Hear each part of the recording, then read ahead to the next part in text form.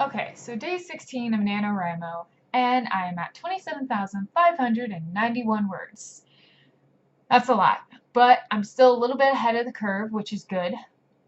But at the same time, I'm also trying to program some HTML homework. And my schedule is going to start to become a interesting thing to juggle. I'm going to have to get really good at juggling in a metaphorical sense.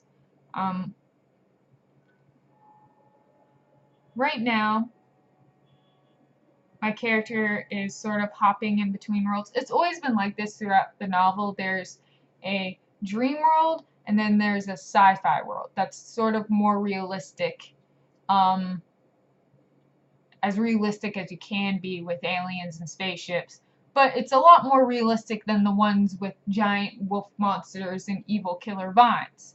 So yeah, this world is a little bit more easier to just kind of write with, I guess, because I'm kind of focusing more on character development and on sort of the mystery of what's going on and things like that. It's hard to explain.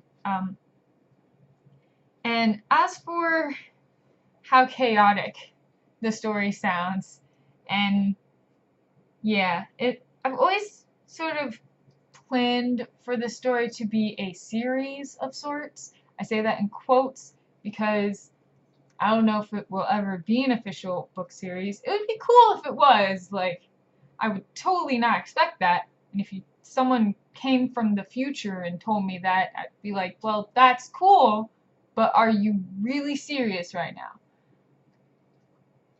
So, yeah, I've pretty much had this series planned out for a couple months now, and for a couple of years I've actually been thinking about it and sort of planning certain scenarios in my mind with these characters. Um, and it was really just me needing to find the perfect starting point for the whole entire story. And it's sort of a new starting point because the character I chose to start with was completely unexpected. She was more of a minor character in the beginning, but because of her abilities and just her powers, it was really what I needed to execute this particular storyline. So she's the only one who can remember what's happening between one world and another. So when she wakes up, she remembers everything that happens in the dream world, whereas everybody else actually can't wake up. So she's one of the lucky ones. And it's kind of unexpected the direction I'm going with her character development. It's interesting, and I'm really interested to see where she ends up at the end of this. So, yeah, again, Planter, but at the same time, I know where I want things to go. I know where I want to be in the end.